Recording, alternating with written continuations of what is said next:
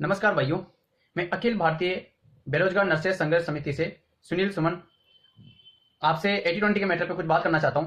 भाइयों, अपने लिए जो हरीश काजला जी ने जो स्ट्राइक की है, मैं उसका समर्थन करता हूं और मैं उन भाइयों को कहना चाहता हूं जो भाई ये बोल रहे थे कि हरीश काजला जी ने कुछ नहीं किया है, वो पहले करेंगे। तो मैं आपको उन भाइयों को ये बात बोल देना चाहता हूं कि हमारे जो हरीश काजला जी है, उन्होंने स्ट्राइक स्टार्ट कर दी है। अब आपका फर्ज बनता है कि आपको खुद को रोड पे आना है। यदि आपको 80-20 का जो मैटर है इसको सोल्व करना है तो सबसे पहले आपको रोड पे आना होता है। लेकिन आप आए नहीं। आपकी समस्याओं को हरीश काजला जी ने लिया है और वो इस मैटर से लेके केस भी लड़ रहे हैं। तो मैं आप इन सब भाइयों से बात बोलना चाहता हूं कि आप उस स्ट्राइक में शामिल होइए या तो, और जो हमने कैंपेन चलाया है सिग्नेचर वाला, इस कैंपेन में आप सब भाइयों से अपील है कि इसको जैसे आपने पोस्ट कार्ड कैंपेन को सफल बनाया था, वैसे आप सब भाई इस पोस्ट कार्ड कैंपेन की तरह ही इस चलाया है हमने सिग्नेचर कैंपेन, इसको 15 तारीख को आपको इस पोस्ट का जो जैसे पोस्ट कार्ड की तरह आपने सफल किया है, इसी तरह इस सिग्नेचर कैंपेन को भी आप सफल बनाइए। मैं आप भाइयों से यह बात कह सकता हूं कि यदि आपका साथ रहा तो हम जो 80-20 वाला जो मैटर है इसको पूरी तरह से रिजोल्व कर देंगे, इसको हमेशा के लिए हटा देंगे। और हमारे 2 केस हाईकोर्ट में लगाए गए, एक जोधाराम भाई के द्वारा और एक हमारे हरीश काजला जी के द्वारा। हरीश काजला जी की तरफ से जो केस लगाया गया है उसमें बहुत अच्छा अपडेट मिला है। उन्होंने जो 80% जो रिजर्वेशन जो था उस पर स्टे के लिए मांग की है और इस पे हाईकोर्ट ने विचार भी किया है, ये विचाराधीन है। और मैं आपसे ये बात बोलता हूं कि अब तो एम्स इतना प्रेशर में आ गया है कि आप सोच नहीं सकते हैं।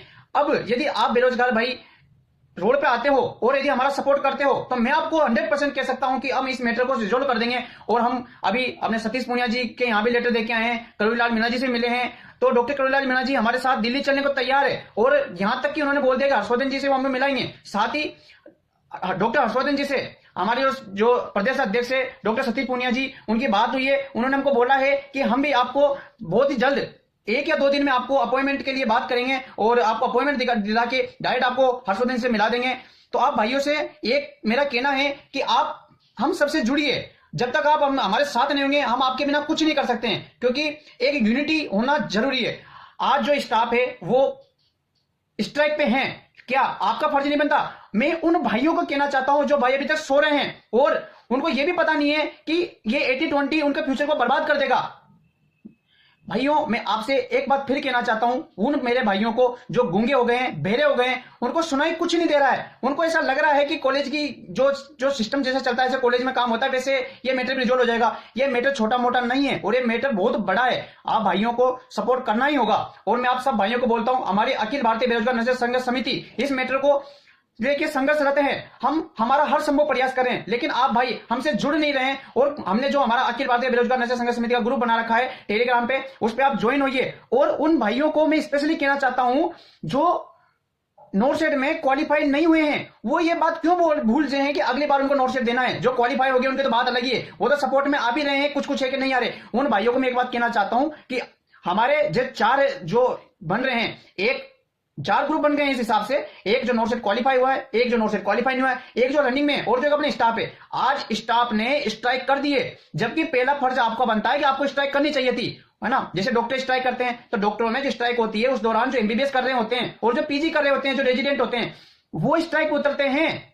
ये आपको अच्छे से याद होगा, सीनियर स्टाफ कभी भी स्ट्राइक पे नहीं उतरता, सीनियर डॉक्टर कभी भी स्ट्राइक पे नहीं उतरता है। यानी कि वो जो रेजिडेंट है और जो एमबीबीएस कर रहे होते हैं वो दोनों एक स्टूडेंट होते हैं, और स्टूडेंट सर्वप्रथम स्ट्राइक उतरते हैं और जो सीनियर डॉक्टर उनका सपोर्ट करते हैं।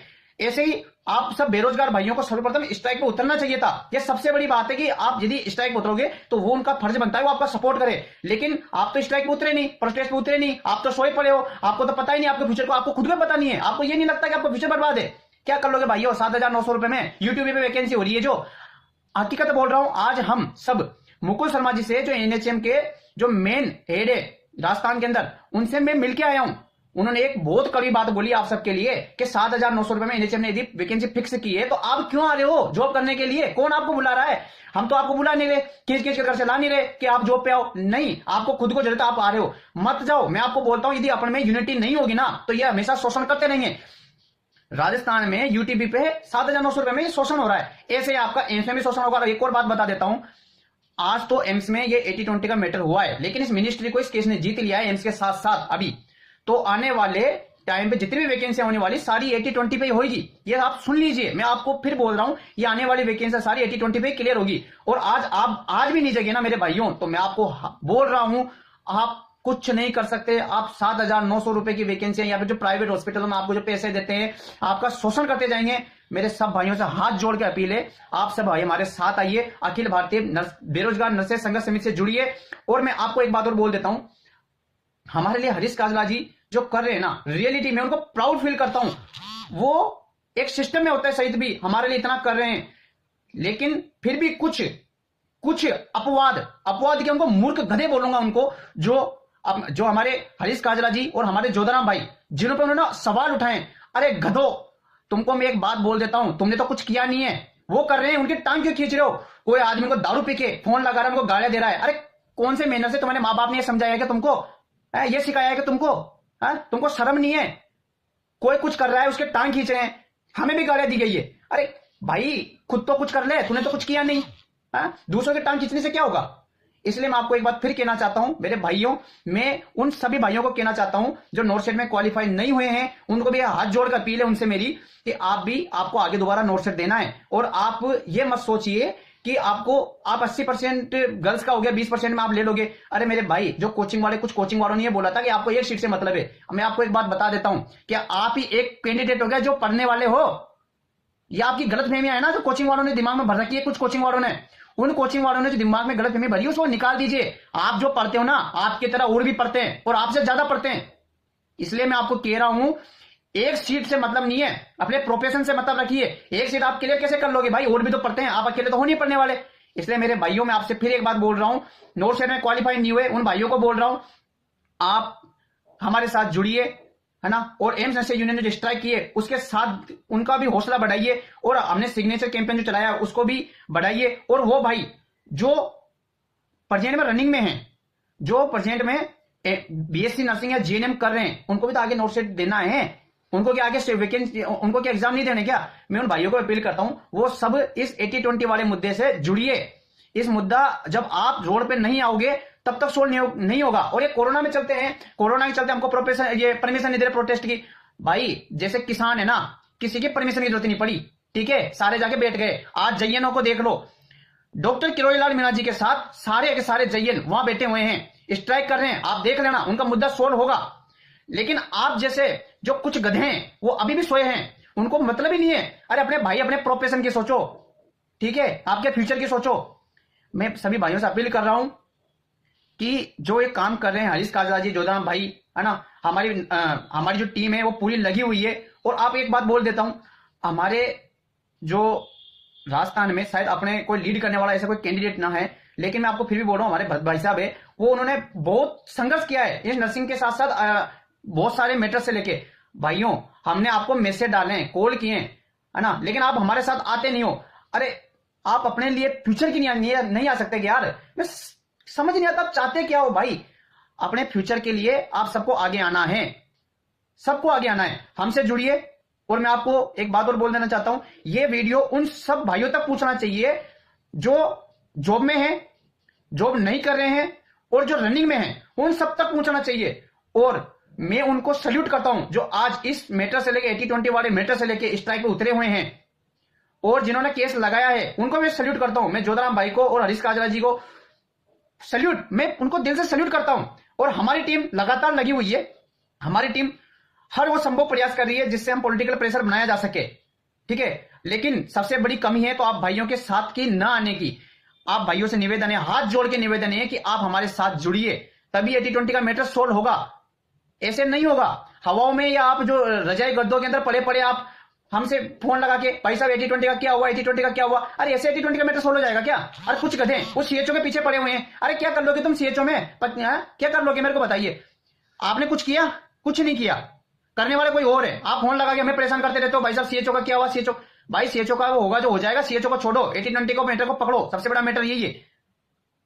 इसलिए सब भाइयों से अपील है, सारे भाइयों से मैं फिर अपील कर रहा हूं, आप हमारे साथ आइए, हमसे जुड़िए। और भरत भाई साहब और हम अब साथ में मिलकर काम कर रहे हैं। भरत भाई साहब ही क्या, हम जो एम्स नर्सेज यूनियन है, वो हमारी टीम भाई साहब ये सब अब नर्सिंग में कोई अलग अलग नहीं है, सारी यूनियन एक हो गई है। हमने कोचिंग इंस्टीट्यूट से भी मीटिंग की थी, कोचिंग इंस्टीट्यूट वाले हमारा साथ देने को तैयार है, लेकिन बात यही आ रही, कोचिंग इंस्टीट्यूट वाले भी एक बात बोलते हैं, भैया मैसेज में से सर्कुलेट करते हैं, बच्चे आते नहीं है। अरे भाइयों यार, आप चाहते क्या हो, अपने फ्यूचर से लेके आपको टेंशन नहीं क्या?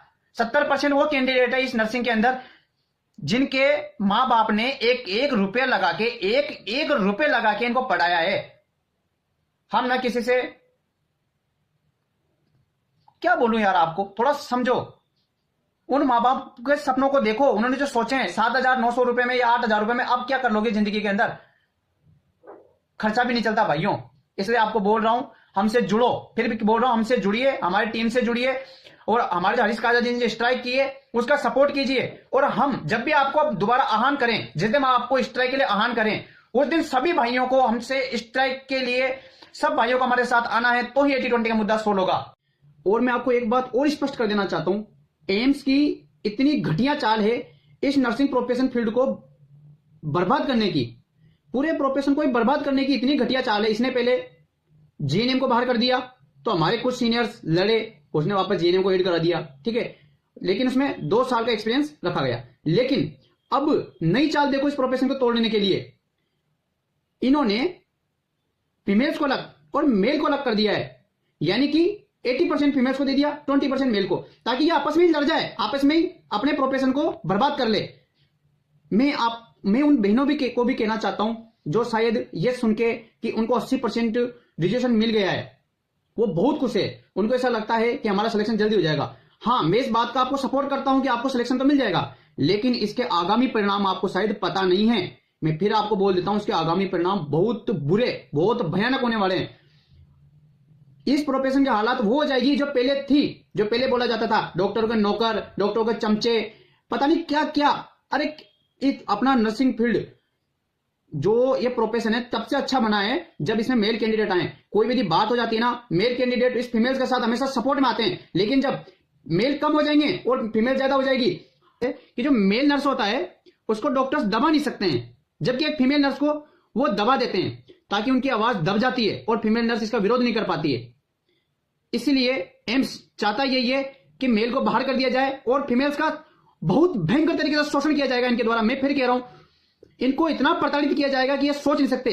अपने हरीश काजरा जी ने पहले ही बताया है कि एम्स कैंटीन के अंदर कोई नर्सिंग कर्मी यदि चला जाता है उसको धक्के बाहर निकाल दिया जाता है। जब आज ये हालत है, जब मेल कैंडिडेट होते हुए भी, तो सोचो जिस दिन मेल कैंडिडेट आपके साथ नहीं रहेंगे तो आपके साथ सोचो क्या क्या नहीं होगा। अरे मैं आपसे फिर बोलता हूं, मैं बहनों को फिर से हाथ जोड़ के निवेदन करता हूं, इस प्रोफेशन को बचाने के लिए आप पे आगे आइए ताकि ये प्रोफेशन बचे। और मैं उन बहनों को एक और बात बोलना चाहता हूं, इस फील्ड में बहुत ही कमजोर वर्ग, रियली कह रहा हूं, जिनके माँ बाप ने 1-1 रुपए में लगा के इनको पढ़ाया है, उनको सोचिए, उन भाइयों की सोचिए, ताकि ये आपके भाई है, इन सब भाइयों को क्या होगा आप भी थोड़ा सोच सकते हैं। इसलिए आपसे निवेदन है कि आप सब भाइयों का साथ दे।